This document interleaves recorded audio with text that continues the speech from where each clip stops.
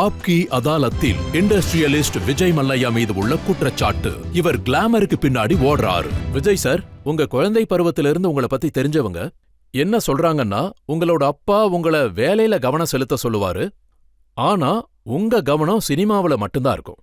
அதனாலதான் உங்கள சினிமா தியேட்டர்ல இருந்து 18 கிலோமீட்டர் தூரத்துல வச்சிருந்தாங்களாமே. எனக்கு சினிமாவுல அவ்வளவு ஆர்வமெல்லாம் இருந்ததில்ல. நான் ஜஸ்ட் ஒரு எக்ஸாம்பிள் மட்டும்தான் உங்ககிட்ட சொன்னேன். அதாவது ஷாஜகான்பூர் எப்படிப்பட்ட இடம் அப்படின்னா, அங்க வேலையை தவிர அங்க எந்த ஒரு என்டர்டெயின்மெண்ட்கான வேலையும் கிடையாது. அதாவது ஒரு படம் பார்க்கணுன்னா கூட நீங்க 18 கிலோமீட்டர் தாண்டி போகணும்.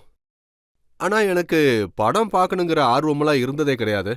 இப்பவும் 6 மாசத்துக்கு ஒரு முறை தான் நான் படமே பார்ப்பேன். ஆனா இப்ப நீங்க படம் எடுக்கிறதுல ஆர்வம் காட்டுறதா கேள்விப்பட்டேன்.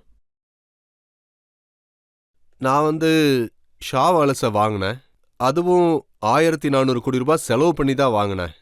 நான் கிங்ஃபிஷர் ஏர்லைன்ஸ் ஆரம்பிச்சேன். அது அவ்வளவு ஈஸியான விஷயம் கிடையாது. அதுக்கு பின்னாடி அவ்வளோ பெரிய உழைப்பை நான் போட்டிருக்கேன். இப்போ நான் என்னோட ப்ரையாரிட்டிஸில் ரொம்ப கவனம் செலுத்தி தான் நான் போய்கிட்டு இருக்கேன். ஆனா ஒரு நீங்க நண்பர் என்கிட்ட சொல்றாரு, நீங்க எனக்கு உதவி பண்ணுங்கன்னு. எனக்கு ஃபினான்ஷியலா சப்போர்ட் வேணும், நான் ஒரு படம் எடுத்துக்கிட்டு இருக்கேன் அப்படின்னு. நான் கண்டிப்பா கன்சிடர் பண்ணுவேன் தான். ஆனா அதுக்கான அர்த்தம் நான் ஒரு பெரிய டைவர்சிஃபிகேஷன் பண்றேன்னு அர்த்தம் கிடையாது. நான் அப்படியே பெரிய ஒரு ஃபிலிம் ப்ரொடியூசர் ஆகிறேன் அப்படிங்கிறது கிடையாது. நான் என்னோட ஃப்ரெண்டுக்கு இல்லைன்னா அப்கமிங் டேலண்டான டைரக்டர்ஸ்க்கு உதவி செஞ்சா மீடியால உடனே எழுதுறாங்க நான் பெரிய ப்ரொடியூசர் ஆயிட்டேன் அப்படின்னு. நான் என்ன சஞ்சய் லீலா பன்சாலி ஆகணும்னு ஆசைப்பட்டுக்கிட்டு இருக்கேன்? சொல்லுங்க பாப்போம். இன்னும் சில பேர் என்ன எழுதுறாங்கன்னா, பிலிம்ல ஹீரோயின் நடிக்கிறாங்கல்ல, அவங்களுக்கு சப்போர்ட் பண்றதுக்காக தான் நீங்க ஃபினான்ஸ் பண்றீங்கன்னு சொல்றாங்க. பரவாயில்லையே, நீங்க ரொம்ப நல்ல ஐடியா கொடுத்துருக்கீங்க. இதுக்கு முன்னாடி இப்படி ஒரு வழி இருக்குன்னு எனக்கு தெரியாது. ரொம்ப நன்றி. நான் இன்னொரு விஷயமும் கேள்விப்பட்டேன். நீங்க சினி பிளிட்ஸ் மேகசினை வாங்கிட்டீங்களாமே? ஆமா, சினி பிளிட்ஸ் என்னோட மேகசின் தான். சோ நான் அந்த சினி பிளிட்ஸ் மேகசினை எக்ஸ்பேண்ட் பண்ணி நான் ஹைபிளிட்ஸையும் லான்ச் பண்ணேன். அதோட இது கிளாமர் மேகசின். அதனாலதான் உங்களை கிளாமர் ஸ்ட்ரக்னு சொல்றாங்க. கிளாமர் எங்க இருக்கோ அங்க நீங்க இருப்பீங்க. ஒரு பாட்டு இருக்கு, जहां मैं जाती हूं वहीं चले आते हो. ஆமா, நான் எங்க போனாலும் மீடியா என் பின்னாடியே வந்துருவாங்க. இது கூட நல்லதா இருக்கு. இங்க இந்த நாட்டுல மீடியாவை பார்த்து நான் ஒரு கேள்வி கேட்க விரும்புறேன். அவங்க ஏன் இவ்ளோ கிளாமர் ஸ்டக்கா இருக்காங்க? Cine Blitz is media. பாத்தீங்கன்னா சினி பிளிட்ஸும் மீடியா தான். That covers in film industry. அதே தான் ஸ்டார்டஸ்ட், அதே தான் ஃபிலிம்ஃபேர்.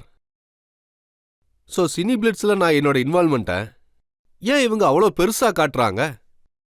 நீங்கள் பார்த்தீங்கன்னா வேவ் மேகசின் இருக்கு, காஸ்மோபாலிட்டியன் இருக்கு, இந்த மாதிரி ஃபேஷனுக்கு சம்மந்தப்பட்ட நிறைய மேகசின்ஸ் இருக்கு. ஸோ ஹைபிளிட்ஸ்ல என்ன தப்பு இருக்கு? அப்புறம் இன்னொரு ஆனா நியூஸும் இருக்கு. விஷயம் என்னன்னா, விஜய் மல்லையா ஏதாவது பண்ணா அதுக்கு ஒரு ஸ்பாட்லைட் வந்துருது. வேற யாரு பண்ணாலும் அந்த மாதிரி ஆகுறது இல்ல, பவர் ட்ரிப் ஆயிடுது.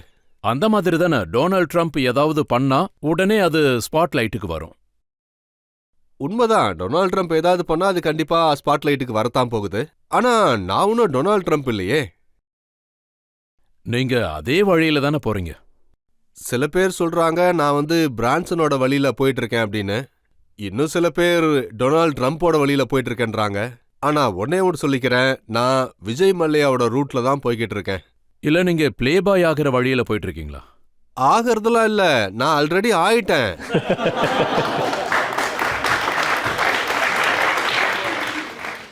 நான் இன்னொரு விஷயமும் படிச்சேன். நீங்க லான்ச் பண்ணியிருக்கிற ஏர்லைன்ல யாரெல்லாம் ஏர் ஹோஸ்டஸா இருக்கணுங்கிறத நீங்க தான் செலக்ட் பண்ணுவீங்களாமே? ஆமா, அது என்னுடைய குவாலிட்டி கமிட்மெண்ட். வெறும் குவாலிட்டி மட்டும்தானா? அதுக்கு பின்னாடி எந்த ரகசியமும் இல்லையே.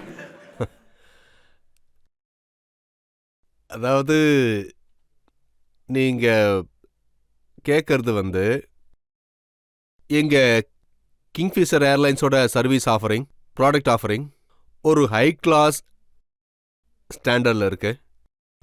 அதுல நான் என்ன முடிவெடுத்திருக்கேன் அப்படின்னா, இருக்கிறதுலயே பெஸ்டான இன்ஃப்ளைட் சர்வீஸ் கொடுக்கணும்னு நினைக்கிறேன். அதோட எங்களோட ஃப்ளையிங் மாடல்ஸ் இருக்கும், consistent with kingfisher, brand involvement in fashion. Vijay sir, இப்ப எனக்கு என்ன தோணுதுன்னா, இந்த ப்ரோக்ராம கிங்ஃபிஷர் ஏர்லைனை ப்ரோமோட் பண்ணிக்கிறதுக்காக பயன்படுத்திக்கிறீங்கன்னு நினைக்கிறேன். நீங்க உங்களுடைய இந்தியா டெலிவிஷனை ப்ரோமோட் பண்றதுக்காக தானே என்னையே நீங்க இங்க வர வச்சிருக்கீங்க.